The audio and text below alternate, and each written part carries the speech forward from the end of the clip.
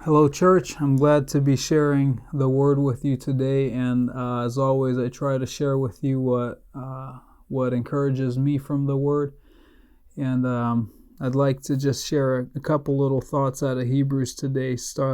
In chapter 4 of Hebrews, there's a kind of a call to action here for us. In verse 16, it says, "Let us with confidence draw near to the throne of grace, that we may receive mercy and find grace to help in time of need."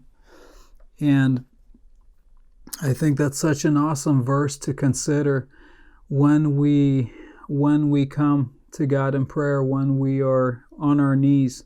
A lot of times it feels like, well, is God hearing me? Is God with me right now? And there could be this hesitation or a questioning or even a doubting in coming to God, whether or not He's going to hear us or whether or not we're right with Him.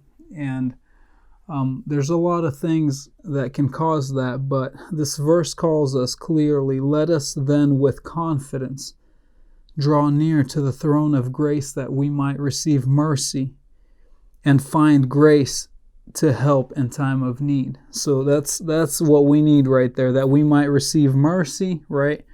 Where we fall short, and find grace where we fall short, and help in time of need, right? When we feel helpless, when we need something. And the verse is calling us to come to the throne of grace with confidence. But there's a reason for that confidence. There's a reason for us to be able to draw near to that throne of grace. And it's earlier on, starting in verse 14. "Since we have a great high priest who has passed through the heavens, Jesus, the Son of God, let us hold fast our confession. For we do not have a high priest who is unable to sympathize with our weakness, but one who in every respect has been tempted as we are, yet without sin."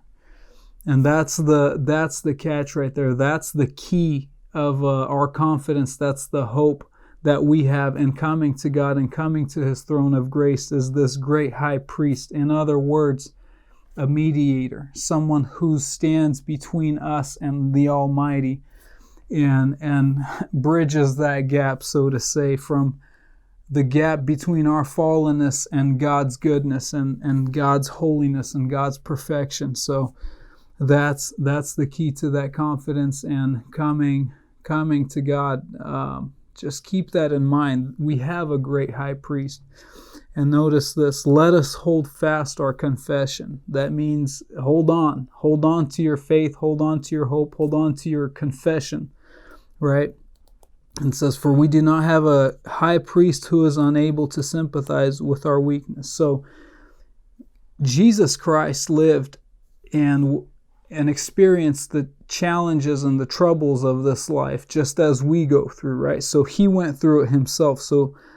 But so did the high priests of the Old Testament, right? The high priests of the Old Testament also went through it. So in a way you could say, well, Jesus Christ is kind of like the high priest of the Old Testament, but it says here, "Who was tempted in every respect," right? Just as we are, "yet without sin."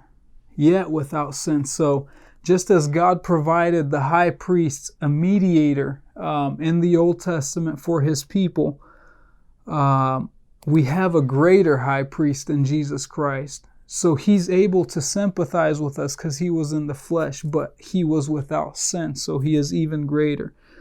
And it is through His perfection, through this perfect high priest, that we can come to God and draw near to the throne of grace with confidence. So think about that in your prayers. That's what gives us confidence. It's not our performance. It's not our resume or how we did this day. We're drawing near with confidence because of the great high priest that we have in Jesus Christ. So be encouraged with that. Draw near to that throne of grace.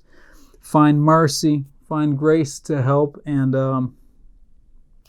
find grace to help in time of need.